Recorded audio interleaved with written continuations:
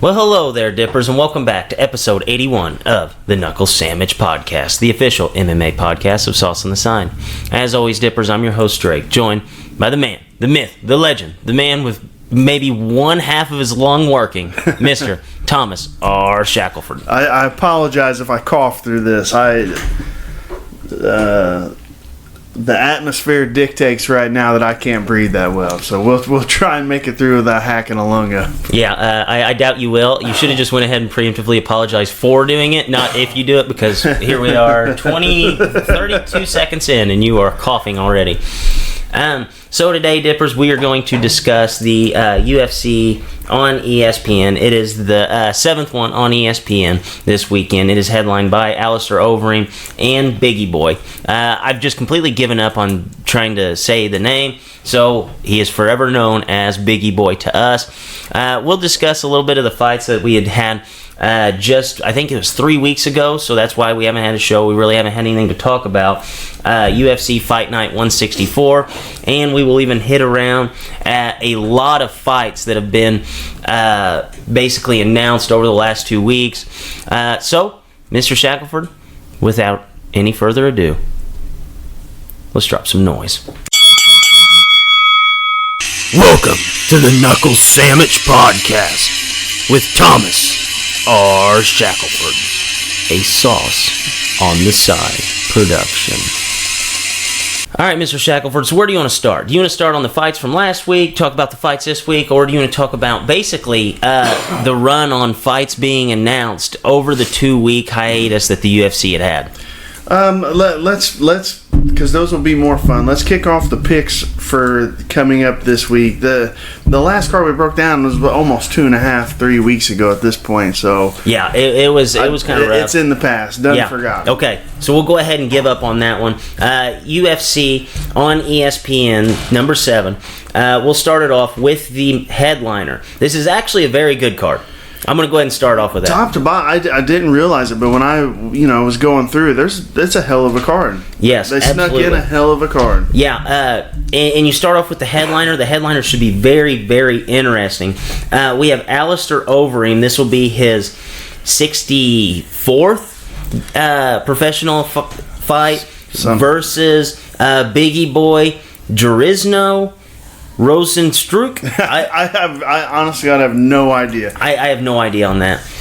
So odds are Alistair Overeem minus 120, slight favor over Biggie Boy, who is minus 110. What do we like? This one comes down. Biggie Boy, I look when you look at his record. So we picked him over. Just a couple weeks ago. He was on the card over. It was probably just like a month and a half ago. Arlovsky. No, it was the last card. It was the very last card, I'm pretty sure. He knocked out Arlovsky with that lead left hand, like I had talked about. The dude's 9-0. He has 5 KOs, 3 TKOs, or just 1 decision. Those last 3 or 4 fights have been against some pretty tough competition. He's a high-level kickboxer.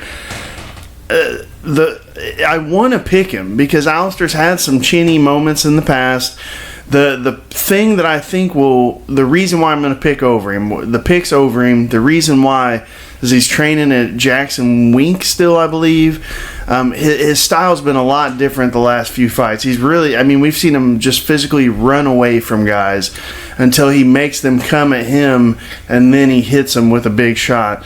That comes into his record, like you said. He's 45-17 right now. You don't have 65 MMA fights and not learn how to deal with a guy that's got a huge lead hand. I think that Alistair slows it down. I think that first round is going to be a very slow pace, and then he pulls Biggie Boy in the second and clips him. See, I think this is going to be a very good fight. Kind of like a chess match we talk about once in a while. Because if you look at what Biggie Boy's done, his last 2 fights have totaled 38 seconds. Yeah, and isn't one of them like a head kick KO over Junior Albini, he's kind of famous for wearing that baby diaper. You remember he was the dude that looked like he was wearing a baby diaper? Yes. But he's tough. That was his third fight removed. So. The dude's tough. He's got other weapons. Would I be surprised if he knocked Alistair out? No. This is almost one of those I'm only picking him because I haven't I don't have as much footage on him. There's not as much I can take to the bank on him. Although I picked him against Arlovsky last time. But to say Arlovsky at this point in his career is as smart of a fighter over him would be a complete lie. Right. No, I absolutely agree with that. I'm very looking forward to this fight. It's one of those fights that no matter how it ended, I really wouldn't be surprised. Unless like somebody obviously like lands a submission or something crazy like that. If Alistair goes out there and knocks him out early, I wouldn't be surprised. If he knocks him out late, I wouldn't be surprised. Or if Biggie Boy lands any of those big shots, and he doesn't even have to hit people hard.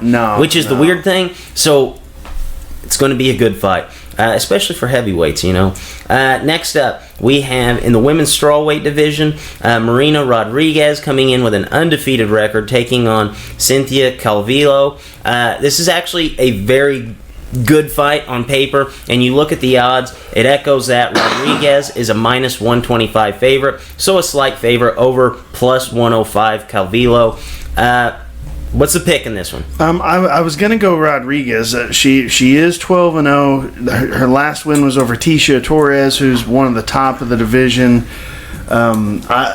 Calvillo, I have seen more fights of hers. This other girl kind of snuck up on me until the last fight with Torres.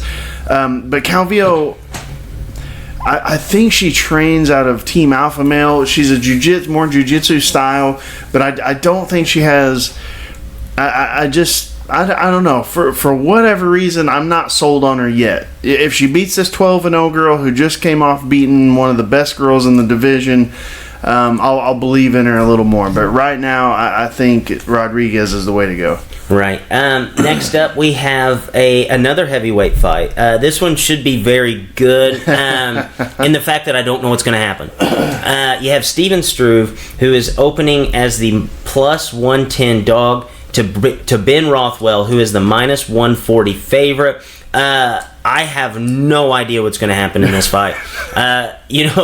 Please predict this fight for me. I think that of all the fights we've ever tried to predict, this is the weirdest one. I mean, who do you pick? Stefan Struve's coming off his retirement fight. Did he win his retirement fight? I can't remember. I don't know. I'll try to but I remember he put his gloves down in the center, and then, a couple months later, he's like, well, maybe I'm not done type thing.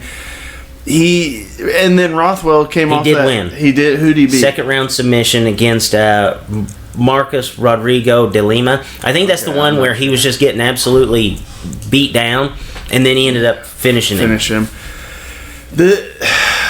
These top three fights are just pretty much coin tosses, but this one's, I wouldn't even say it's a coin toss.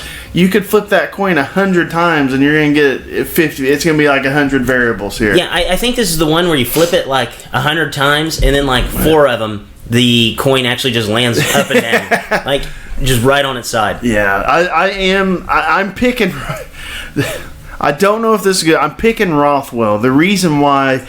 He has fought more recently, but remember he did a 2-year stint in the pokey for, not the real pokey, the USADA pokey, for banned substances, and then his comeback fight was against Arlovsky. Where they both died in the cage? Yes. It was like Dada versus... He got beat pillar to post for the first 2 rounds, and then by like the last minute of the 3rd round, he wakes up, and it was basically because Arlovsky was so tired from beating him to death. Yes. I'm gonna pick Rothwell. Hopefully he got that fight out of his way. He got that off. That knocked the ring rust. If that doesn't knock the ring rust off, nothing ever will. Struve has been known to get hit with a right hand when the guy gets close to him. So I think Rothwell's smart enough to know that he just needs to put his head in his chest and swing a big overhand right, and he'll put him out. So picking Rothwell. Out of all the fights on this card, that's the one I'm looking forward the most to. I don't know why I love Rothwell so much. I mean, he never won a major title. In the UFC, he's been 50-50, but there's just something about that very non-athletic, big boy body that's just going out there and scrapping that made it all these years that I gotta love. Yeah, no, I absolutely agree with you. There's something just beautiful about the soft body, bald, bearded guy that's just out there, going into absolute wars, and you look at the last fight against Arlovsky, he got absolutely dismantled, But even in the last closing minutes of the fight, you still thought he had a chance. Yeah. I mean, you give him another 2 minutes, he might have fit. Arlovsky couldn't hold his hands up by the end of the fight. I mean, at that point, he just had to find him. No, I absolutely agree. So next fight we have is Aspen Ladd. Last time we saw her, it just was not pretty. She opens as a minus 160 favorite over Yana Kunitskaya. Yeah. I don't really know much about her. But Aspen Ladd is a slight favorite at minus 160 to Yana's plus 130. Mr. Shackelford, what do you like? The pick is going to be Aspen Ladd. You know, you said it the last time we saw her, she got dusted. Who did she fight? Was it Durandamy? Yes, Durandamy dusted her in like 10 seconds. And that was right after she looked absolutely terrible on the scale, and we were like, this is not good. Yeah. And actually, the California imposed. I think it was California imposed a thing where they didn't want her to fight 35 this fight. They wanted her to go up to 45, I believe. Probably be a good idea. But she had to go through a bunch of hurdles to make this fight. Like she had to send them, or she had to go there and weigh in a certain amount of times. But I read on Twitter today, I think they said she's 143 today, fully hydrated. So I mean, that's if it's a 35-pound fight, you're looking at what is that? That's 8 pounds. 8 pounds. That's they say it is different for a girl. That's to me, that's still questionable territory for someone that's still just, a lot, 8 pounds of water and essentially a day that's a lot to lose. Normal people don't really think about it that they're like, I'll just. And you have to think, if she's having to do those check-in weights, it's not like she's going in there fully healthy. Like she's just going in there just maybe cutting the water, then getting on the scale just for them. You hope she did it right. You hope she added in a little longer road work and maybe leaned her frame down a little bit, but she very well could have did that. Just tried to get the water out before each of those weigh-ins. Overall, I think she's more of a just a little grittier of a fighter than Kunitskaya. Kunitskaya, I think, is more of a kickboxer.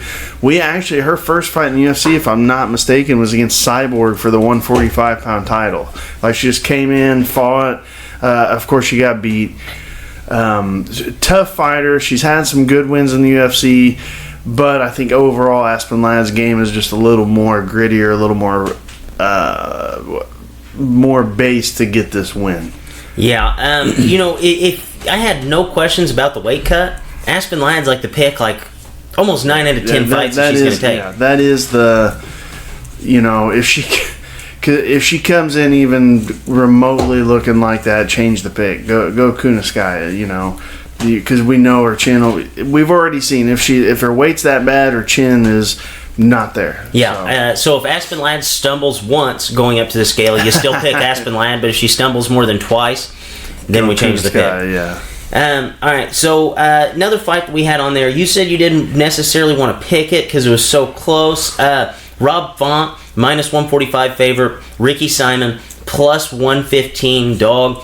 That's a very interesting fight, in my opinion. Both these guys are very fun. Anytime a guy goes out there and fights with a mullet, I love to hear about it. I love to bet on it. I love to watch it. What are your thoughts on that fight there? If my back was against the wall, I'd pick Simon. I think he's a good dog pick there. Font, I have picked him over this last year and a half. He has had some moments where he could have stepped up and beat some of these big guys that he was facing, and it just never happened.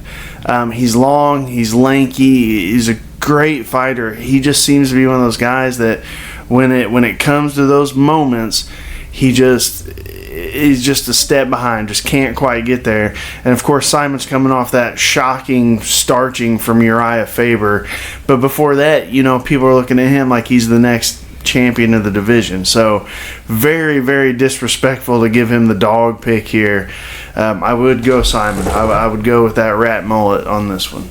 Yeah, I actually like that pick there. All right, so a lot of good fighters on this card. You have Thiago Alves, you have Tim Means. Those two are fighting one another. You have Thug Nasty, Bryce Mitchell, taking his undefeated record against Matt Salas. I'm real sure about him? I wasn't real familiar with him. Of course, Thug Nasty's the man. We would probably pick him, but it's not anything. I don't know the other guy well enough to pick against him. Right. And then one of the bummers, though, is that this card could have even been better. You had Carlos Condit and Mickey Gall. That fight ended up getting canceled. All around, I would give this fight card, as far as a free card, right up there with a lot of them that we've talked about just being absolutely loaded with talent and being fun cards all the way around. Yeah. I mean, it's one of those, like, some of, if you were doing the latency dip scale of 3, like, you just look at some cards, you're like, man, even if every fight is great, this is like 1.5 at best. This is one that it's 2.5 would be top notch, Yes. If some of these fights really go off, it could be a 2.5, no problem. Yeah, I absolutely agree with that, especially because, this is kind of like a heart card where you have like a lot of guys that your heart's kind of in it that are fighting. Obviously, Thug Nasty, huge fan favorite. Biggie Boy, everybody loves the new guy on the scene that's just knocking everybody out. He's already calling out Ngannou, too. He's calling out all those guys. He's saying Ngannou's the boogeyman, but he's calling himself like Bobby Gaia, which is like the South American boogeyman or something. Probably like the Chupacabra of Mexico. He's fun, dude. I really couldn't tell you what's going to happen in those top 3 fights. I mean, I kind of wish they would have bumped down the ladies' fight in the middle and just had the heavyweights lead it back off. to back. Yes. But I understand, that one, for the division, that one means a lot more. But it would be fun to have those just be like, wow, that heavyweight fight was crazy. What the hell can happen next? Oh, wait a second. We got another crazy-ass heavyweight fight. I think it's kind of smart, though, to throw in, like a technical, like, smaller woman, like a technical, like, well-fought fight, rather than just, like, because if you just let people just go in there and absolutely club each other, back-to-back fights, you get in trouble. The fans start getting a little, you might have a riot. agitated. You might get a riot. Yes. Where's this card at? I don't even know. DC, I believe. Oh, it is in DC. Yeah. That's kind of weird. Yeah.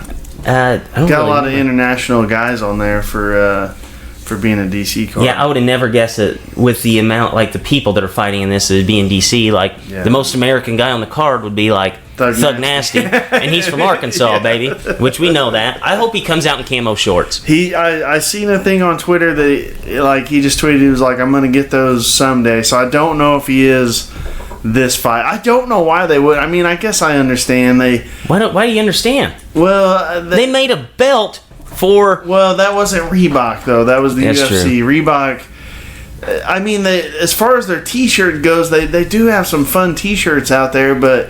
Man, come on. How many people would buy the Thug Nasty fight gear, though, that are Reebok shorts? I mean, just a training or something, those would be amazing. They would probably be the top seller. I don't have any doubt that those camo Thug Nasty training shorts would be top sellers. No, I absolutely agree. All right, so little news and notes here that we have to hit on.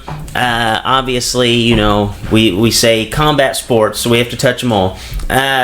Couple weeks ago, we had Deontay Wilder. He ended up beating Luis Ortiz. Yeah. Did you get to watch that fight at all? I saw the end. Pretty insane. The punch didn't look gigantic, and it hit dude on the forehead, and it killed him. Yes. Either he had concrete in his gloves, or he's got some kind of magic Professor X power. Because you don't see anybody get knocked out from a forehead punch. Yeah, it was absolutely insane. Yeah, we did. But yeah, I agree with that. So that kind of sets up Wilder Fury. I think it's already booked. It is already booked, so that's good for us. Yeah. And the whole time I was watching that fight, I was like, man, Luis Ortiz is going to win this fight. Like, this isn't looking good for Wilder. It's not looking good for Fury, Wilder rematch. But ultimately, we got the job done there. Next up, we have Ruiz versus Joshua Part 2. That's this weekend, correct? It's Saturday. Yeah. That's going to be a good fight. Do you think there's any way that lightning strikes twice and Ruiz is able to win that fight? I didn't see the fight before, but from everything I heard, I don't know. Everything I heard, he was pretty much winning. He was winning round by round when he got the knockout. He did get knocked down once, I believe, but he jumped right back up and then knocked Joshua down. This is a weird one. Rumors were that Joshua got knocked out, like bad knocked out in camp leading up to that. There was also a rumor that he had a nervous breakdown in the back before the walkout. If those are true, and that's people don't understand, getting knocked out just 2 weeks before your fight to a pro fighter, the amount of ego and belief in yourself you have to step in there with the best in the world, that just shatters it. I mean, it's just not there. So if those things were true, I would say Joshua is going to come out looking like the guy that beat Klitschko and the golden boy of the division and will get the win. But you can't say those are true. They're rumors. I mean, you can't say that could be his camp making shit up just to could be Eddie Hearn making shit up just to make an excuse for the loss. But we kind of know who Ruiz is. He's a little stumpy Mexican dude that's got crazy fast hands and hits hard. I don't have a pick. I don't know boxing well enough, just straight boxing well enough to have a pick.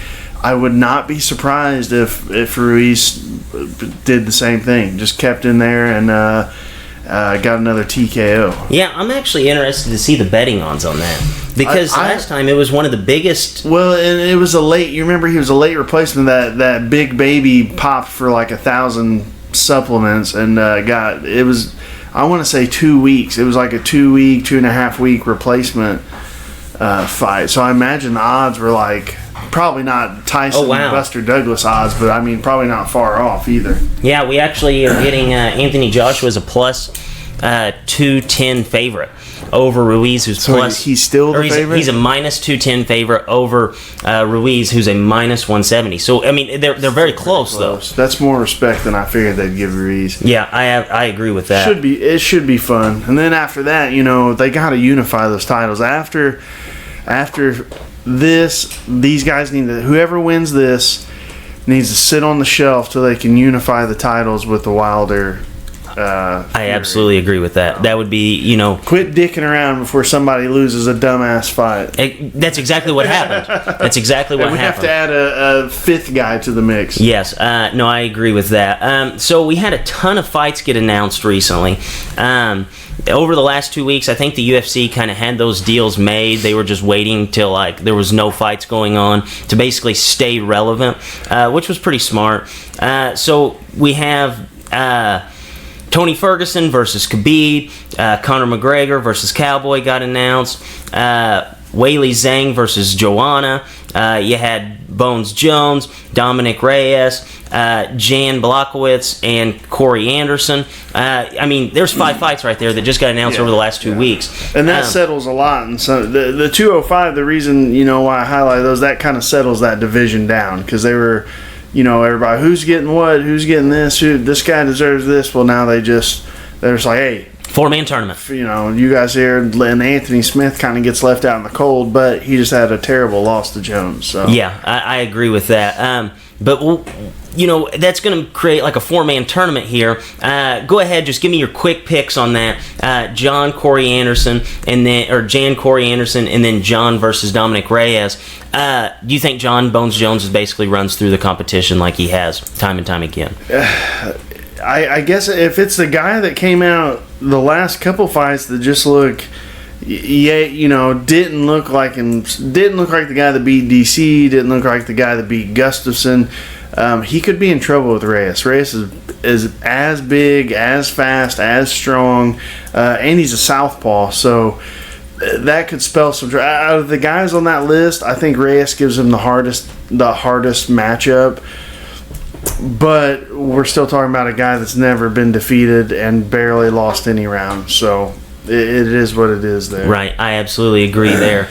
Of those 5 fights, which are you most excited for? Obviously, Tony Ferguson. McGregor, Cowboy. Yes, I agree. That's the fight. That's going to be a headliner without love it. They're probably my 2 favorite fighters at this point. It's going to be insane. And it's at 170. It's not at 55. So yeah, I thought that was really neither guy's going to have to cut weight. They're just both going to be able to be out there healthy.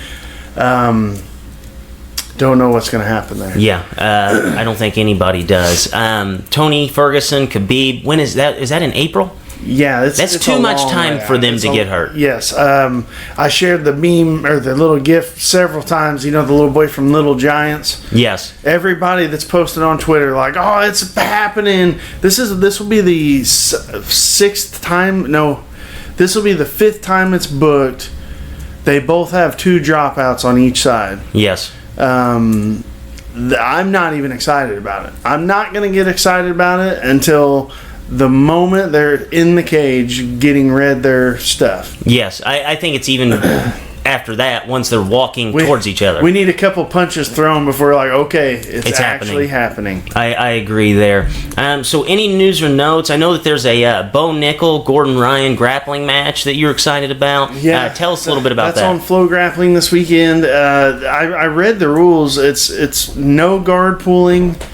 No guard pulling and no leg locks. So it'll be Gordon Ryan, who's the king of jiu-jitsu right now, going up against Bo Nickel, one of the best up-and-coming guys. I guess the significance would be is these guys have talked before online about Nickel coming up and training with them up there at Henzo's, which you had mentioned Pat Downey. Pat Downey just absolutely mauled Nicky Rod, another guy out of that Danaher camp, in another type match. It was